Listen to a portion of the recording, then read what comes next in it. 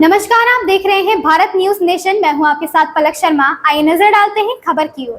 Ganga hospital के doctor ने police पर लीपापोती कर एफआईआर करने का लगाया आरोप। प्रयागराज के जाने माने फिजिशियन डॉक्टर ओपी गुप्ता पर हमला, एक आंख में गंभीर चोट आई, मरीज की मृत्यु के बाद परिजनों ने की डॉक्टर से मारपीट और किया घायल। पर आरोपी पर पुलिस केस दर्ज करने में कर रही थी आनाकानी। 2 दिन बाद एफआईआर दर्ज हुई। अब घटना में ये है कि एक चंद्र प्रकाश मिश्रा जी जिला रीवा के रहने वाले थे। वो उनकी सीरियस कंडीशन में 2 जगह अस्पताल से वो आए थे। पहले शंकरगढ़ में थे, फिर यहाँ संस्कृति अस्पताल लाउदर रोड पे वहाँ, उसके बाद रेफर होके हमारे पास आए थे और उनको सीवियर सेप्टिसीमिया था, पल्स नहीं थी, ऑक्सीजन लो हो रही थी, किडनी फेल कर रही थी और लिवर फेल कर रहा था और सीवियर मेटाबॉलिक एसिडोसिस थी। सेप्टिसीमिया का कारण मेनिंगोकोकल सेप्टिसीमिया क्लिनिकली लग रहा था। सब टेस्ट करे, उनकी जांचें करी गई। दोपहर को 2 बजे वो हमारे अस्पताल में भर्ती हुए और रात भर हम उनको देखते रहे। सुबह 5:50 पे उनकी डेथ हुई। हम उनके पास डेथ होने के 1 घंटा पहले तक लगातार उनके पलंग के बाहर रहे। जब हमने उनकी डेथ हो गई, जब नहीं किसी भी पूरी कंडीशन दवाइयाँ देने के बाद सुधरी नहीं तो डिक्लेयर किया, तो उनके पुत्र रोहित मिश्रा ने हमारे जोर से मेरे मुख का मारा आँख पे। बाईं आँख में मेरे चोट लगी, आँख फूल गई, लाल हो गई है, आँख की रोशनी मेरी चली गई है।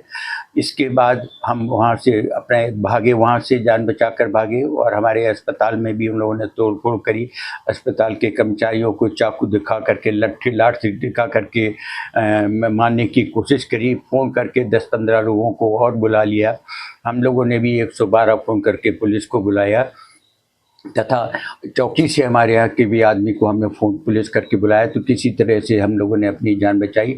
खैर कि वो अपने बॉडी ले गए, हमने डेथ सर्टिफिकेट दे दिया। उसके बाद हम कर्नलगंज थाने में अपनी एफआईआर कराने गए। हमने लिख के अपनी तहरीर दी। पुलिस वाले हमको ले गए, हमारा मेडिकल कराया, फिर सीटी स्कैन कराया, अल्ट्रासाउंड कराया आँख का, और सब जगह पूरे अस्पताल में NBI हॉस्पिटल, स्वरूपरानी अस्पताल, हर जगह अस्पताल में ले करके सब पूरी जांच कराई। 2 दिन जांच करने में लगे। 2 दिन जांच करने के बाद भी उन्होंने पूरी रिपोर्ट आने के बाद भी हमारी एफआईआर नहीं लिखी। जब हमको अपनी एफआईआर लिखाने के लिए उनसे इंस्पेक्टर साहब से बात करी तो कहते थे कि वो तो आपने उनके मरीज को मार डाला, इसलिए उन्होंने आपको मारा है।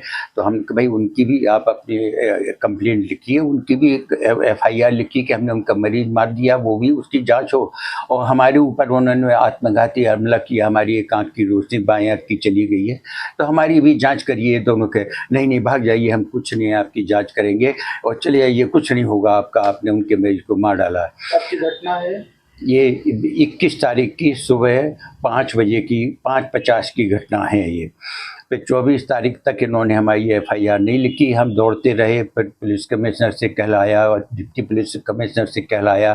तो ये 24 तारीख की शाम को 4 बजे इन्होंने हमारी एफआईआर लिखी, जिसमें बहुत सी बातें हमारी गंभीर जो आँख की बीमारी की जो इंजरी थी, जो कि ग्रीवियस इंजरी है, वो उन्होंने उस पर कोई धारा नहीं लगाई। ऐसे ही करके खाना पूरी करके उन्होंने हमारी एफआईआर लिखी है और न ही कोई अभी तक कोई हमको पास जांच करने की हमारे पास कोई आयु आया है, न कुछ हुआ है। मरीजों की जो हमारे जिस पलंग पे कांड हुआ उसके आईसीयू में और मरीज थे, अभी भी भर्ती हैं।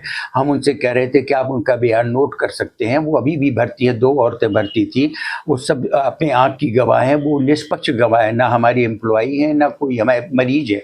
जो उनके पलंग के बगल में वो लेटी हुई थी, उन्हें सब कांड मालूम है।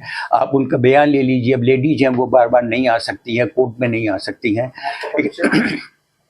अब मैं डॉक्टर ओपी गुप्ता बोल रहा हूँ, गंगा हॉस्पिटल का संचालक हूँ, रिटायर्ड प्रोफेसर मेडिसिन डिपार्टमेंट का हूँ, SMLN मेडिकल कॉलेज से, और मेरी उम्र 77-78 के बीच की है। और मैं इस खबर में बस इतना ही। देखते रहें भारत न्यूज नेशन।